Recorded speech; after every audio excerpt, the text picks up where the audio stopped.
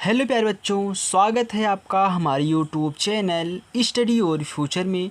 तो बच्चों, आज की इस वीडियो में मैं आपको बताऊंगा त्रिभुज की परिभाषा, त्रिभुज के गुण, त्रिभुज कितने प्रकार के होते हैं, कोणों के आधार पर कितने प्रकार के होते हैं, भुजाओं के आधार पर कितने प्रकार के होते हैं, सब मैंने यहाँ पे लिख रखा है।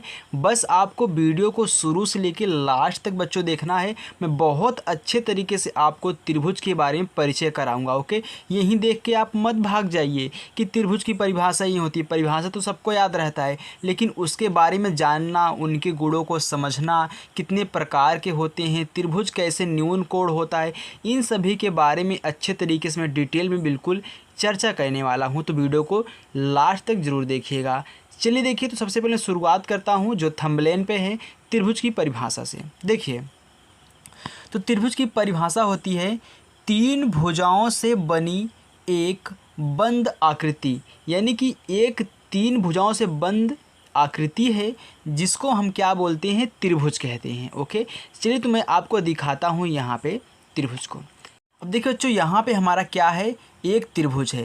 त्रिभुज में देखिए तीन भुजा है ना, पहली, दूसरी और तीसरी, यानी कि एक भुजा हमारी ए बी है, दूसरी भुजा हमारी बी सी है और तीसरी भुजा हमारी ए सी बोलिए या फिर सी ए बोलिए, आपकी मर्जी, आप कुछ भी बोल सकते हैं। यानी कि हमारी क्या है, तीनों भुजाएं हैं। तो तीन भुजाओं से बनी एक बंद आकृति को हम क्या बोलते हैं, त्रिभुज बोलते हैं। तो यहाँ पे मैंने परिभाषा देख लिया और त्रिभुज को देख लिया।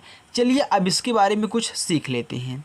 देखिए, यहाँ पे मैंने नोट में लिखा है, त्रिभुज में तीन भुजाएं, तीन कोण और तीन शीर्ष होते हैं। देखिए, त्रिभुज में तीन भुजाएं, एक, दो, तीन, तीन कोण, पहला कोण, दूसरा कोण और तीसरा कोण। ओके, चलिए अब देखिए तीन शीर्ष, तो पहला शीर्ष, दूसरा शीर्ष और क्या है यहाँ पे तीसरा शीर्ष, यानी कि ए क्या है, शीर्ष हैं, ए भुजाएं हैं तीनों, और यहाँ पे क्या है, तीन कोण होते हैं। हो गया। फिर मैंने लिखा है, यहाँ पे नोट करिएगा कि त्रिभुज के तीनों आंतरिक कोणों का योग कितना होता है, 180 डिग्री होता है।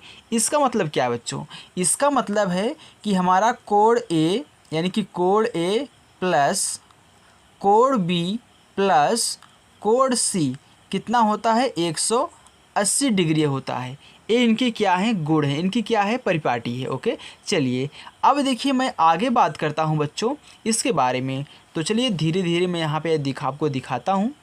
देखिए, मैंने यहाँ पे लिखा है, कोण के विचार से त्रिभुज के प्रकार, यानी कि कोणों के आधार पे त्रिभुज के जो प्रकार हैं वो कितने होते हैं। देखिए यहाँ पे कोणों के आधार पर त्रिभुज के जो प्रकार हैं, आधार बोलिए या फिर विचार बोलिए, आपकी मर्जी है। ओके, चलिए, यानी कि हमारा जो कोण के आधार पर त्रिभुज बनते हैं कितने, तीन प्रकार के। पहला हमारा है न्यून कोण त्रिभुज। देखिए, फिर दूसरा हमारा है समकोण त्रिभुज। इसके आगे तीसरा हमारा है अधिक कोण त्रिभुज। अब देखिए बच्चों, न्यून कोण त्रिभुज, समकोण त्रिभुज, अधिक कोण त्रिभुज, ये क्या है, कोण के आधार पर त्रिभुज के क्या है, प्रकार हैं। यानी कि कोणों के आधार पर अगर हम बात करें, कोणों के विचार पर अगर हम बात करें, तो हमारे तीन त्रिभुज बनते हैं, न्यून कोण, समकोण और अधिक कोण। ओके, चलिए अब मैं आगे आपको दिखाता हूँ यहाँ पे भुजाओं के आधार पर कितने कोण बनते हैं। तो आगे देखिए, भुजाओं के विचार से त्रिभुज के प्रकार। तो यहाँ पे पहला हमारा है, यानी कि भुजाओं का मतलब क्या होता है, अभी तक तुमने कोणों की बात की, यानी कि कोणों के आधार पर या फिर कोणों के विचार पर। अब मैं यहाँ पे भुजाओं के विचार पर बात कर रहा हूँ, यानी कि जो भुजाएं हैं। देखिए बच्चों, तो भुजाओं के विचार पर होता है पहला हमारा समबाहु त्रिभुज। यानी कि समबाहु त्रिभुज का मतलब है बच्चों कि इसमें क्या होता है ना, समबाहु त्रिभुज की जो सभी भुजाएं क्या होती हैं, बराबर होती हैं। यानी कि तीनों भुजा क्या होगी, बराबर होगी। अगर एक 2 सेंटीमीटर की है तो ये भी 2 सेंटीमीटर की और ये भी 2 सेंटीमीटर की होगी। ओके, यानी कि समबाहु त्रिभुज की तीनों भुजाएं क्या होती हैं, बराबर होती हैं। यहाँ पे आप लिख लो, समबाहु त्रिभुज की तीनों भुजाएं इसको नोट कर लीजिएगा। ओके, तीनों भुजाएं बराबर होती हैं।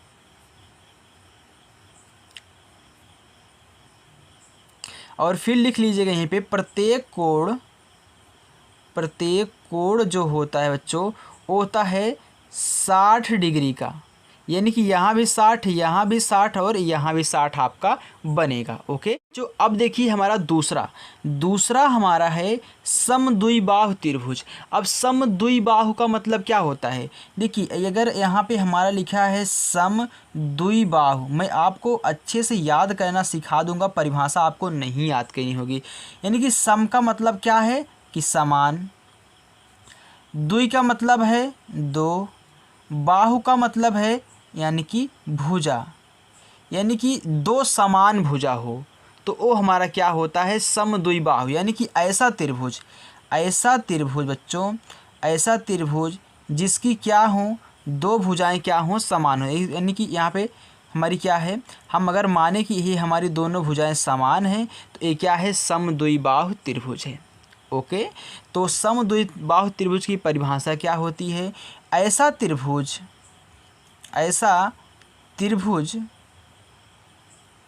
जिसकी दो भुजाएं समान हो समद्विबाहु त्रिभुज कहलाता है। समद्विबाहु त्रिभुज कहलाता है। देखिए बच्चों यहाँ पे जैसे आप बोलोगे समद्विबाहु यानी कि हमारा जो दो भुजा है वो क्या है समान होना चाहिए। अब फिर बात करता है तीसरा हमारा है विषम बाहु त्रिभुज। अब विषम बाहु त्रिभुज क्या होता है, यानी कि ऐसा त्रिभुज जिसकी क्या हो तीनों भुजाएं बिल्कुल भी अलग अलग, यानी कि अलग अलग हो, समान ना हो। यानी कि विषम का मतलब क्या हो समान ना हो। यानी कि मैं यहाँ पे अगर इसकी परिभाषा को नोट करूँ तो लिख लेना, ऐसा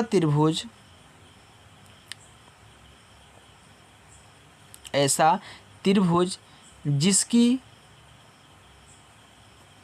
कोई भी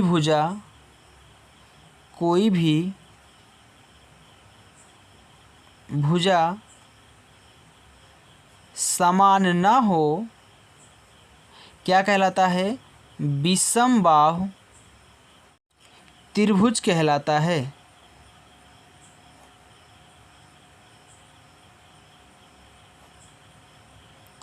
ओके बच्चों, तो यहाँ पे बच्चों हमने त्रिभुज के प्रकार यानी कि कोणों के आधार पर, भुजाओं के आधार पर सभी के बारे में जान लिया है।